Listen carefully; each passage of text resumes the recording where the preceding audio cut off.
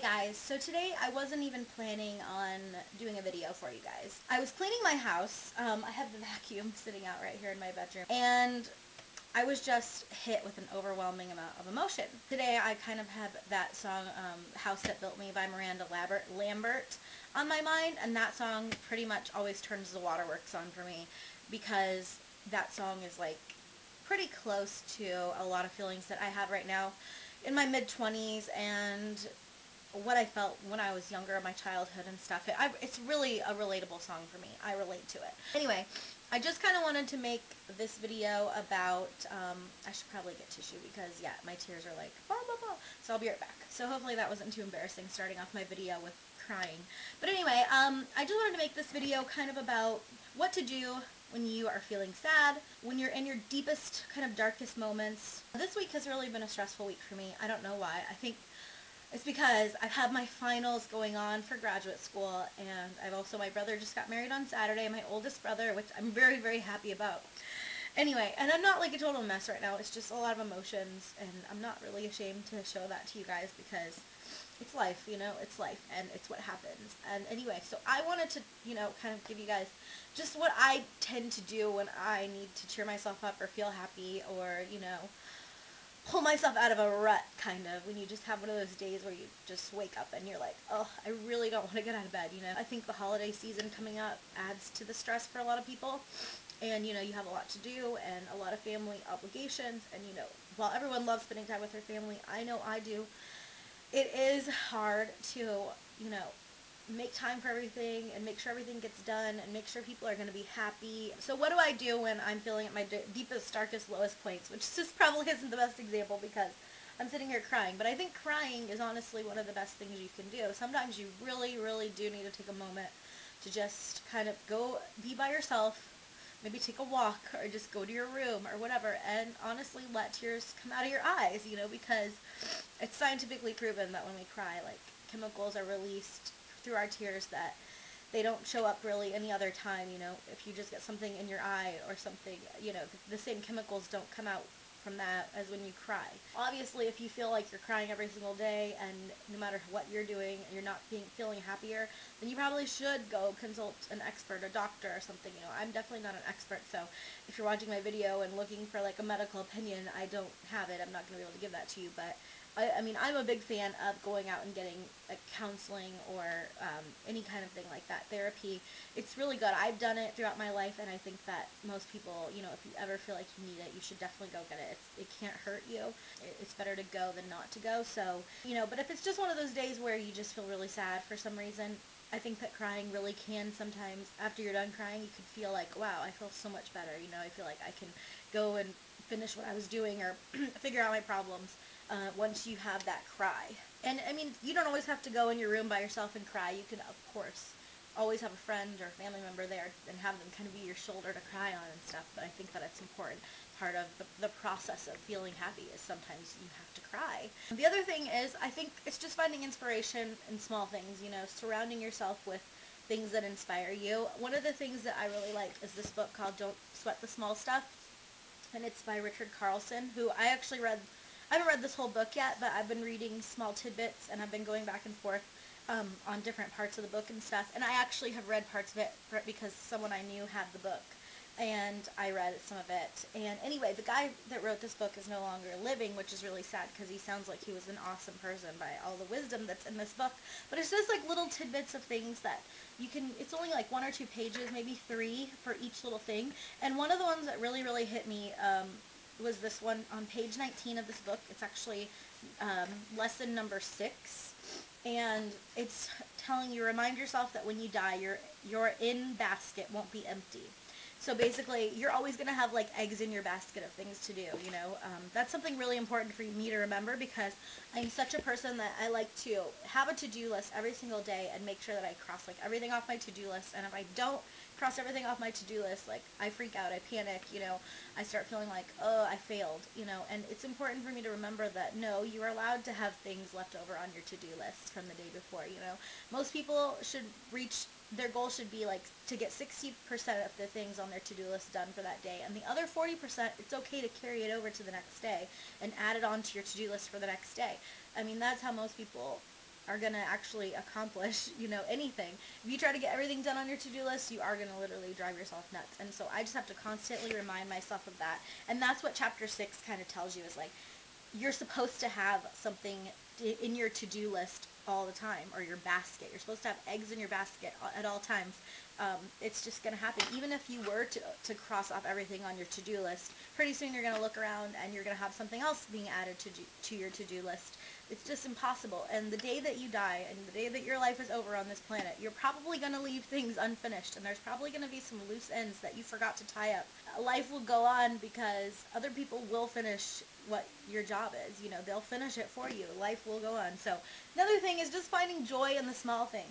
My grandma gave me this purse. She came to Chicago last Thursday, and when we all drove to see my family for my brother's wedding, and she gave me this purse while she was visiting, and it's really, really cute, and I can't wait to use it. And I've had it down looking at it all week. I haven't used it yet, but I need to. Anyway, just little things like that. I'm looking at my UGG boots that I really, really love, and my mother-in-law got those for me last Christmas. It doesn't have to be things like that people bought you. They could just be like little things, that you found, or that little knickknacks that people have given you that didn't really cost much, but they mean so much to you. Just look at them and remind yourself that people care about you, and you do really mean something to people, because if they were willing to give you something, whether it be something expensive or something inexpensive or something that they just made with their own hands, they thought about you enough to take time out of their life to give that to you. It's pretty amazing, in my opinion. The other thing that I always remind myself of when I'm feeling really, really down on myself, no matter how bad I think I have it, no matter how sad I am, or how bad I feel about myself, or whatever's going on in my life, there are so many other people on this planet that have bigger problems than I do. I mean, there are people that don't know where their next meal is going to come from, and I'm sitting here and I have a refrigerator and cabinets full of food. So that, to me, I'm already feeling better about myself, because I know where my next meal is going to come from. It's going to come from my kitchen, and I'm going to be able to make it for myself and feed myself. And that's another thing. There are people that can't walk, they can't talk, they can't hear, they can't make themselves a meal or feed themselves, and I can. Not everyone wants to hear that, because, like, for example, I just had some of my family friends just had their son pass away, and he was only 9 years old, and I mean, they're not going to want to hear, oh, somebody else probably has it worse than you. I mean, that's not the right thing to say to them, you know what I mean? So that's not always going to work. It depends on the situation. There's always going to be times where you're like, I don't care if there's people that have it worse than me. I am feeling so much grief right now, and I am just in shock. You don't want to hear about what other people are going through. It's about what you're going through. And there's times when you definitely need that. You need to kind of be selfish in a way. You can sit there and you can ask why. Why did this happen to me? Why am I going through this? And why is this? I never thought this would happen to me. Why now? And I don't know. I mean, are there really answers to those questions? There aren't really ever answers to those questions, because we don't frankly know why some things happen to some people and why other things don't happen to other people. We don't necessarily know why. And we could sit there and we could ask all day long and we'll never get the answer. I think that those are just questions that we take with us for the rest of our lives, and we seek to find the answer, and we seek to learn. And I think that every experience that we go through, as painful and as much as it doesn't make sense, every single experience that we go through, I think, is for a reason. And that's what I believe. I think that everything happens to us kind of for a reason. And when I'm feeling really low and down about myself, I also think about the fact that I am just one little tiny speck on this planet. There's so many other people, and not only that, I'm just one tiny little speck in a whole universe, and when I think about that kind of stuff, I think, wow, I'm upset because of whatever it may be, and when I think about my problems compared to the entire universe, they don't really seem that big anymore. They seem kind of small and very not important, I think that the most important thing right now, honestly, is not my final, or not, a payment on a credit card that I have to make. It's not about little things like that. It's about me sitting here right now where I am, breathing, and being able to think, and being able to figure things out, and discover who I am, why I'm here, what am I supposed to do with my life? I think there's a reason that I'm here. I think there's a reason why we're all here, and whether you believe that or not, or whether you don't believe it, you know, you still have to sit here and you have to think that you're a capable, able person. You're watching this video.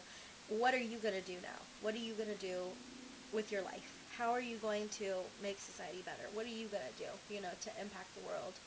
And instead of feeling down and out about ourselves, I think that those are the kinds of things that we should be thinking about is, okay, fine, I'm upset, I'm sad, I'll cry, I'll move on, I'll get over it, but then what? You know, what am I going to do? How am I going to pick myself up here? Because sitting in my room or in my bed and crying all day long or feeling bad about myself, those aren't going to make your problems go away, you know?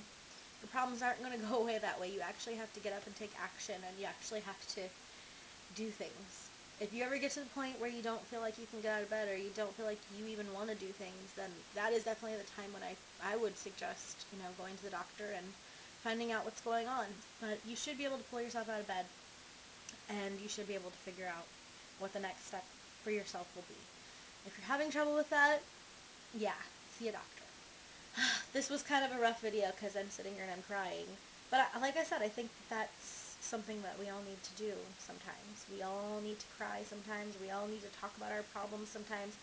You can't just sit there and just be on your own all the time. You can't sit there and just suffer in silence and be alone. You do need to bring people in. You do need to let people know what's going on. And it's okay for people to see you cry. It's okay for people to know that you have problems.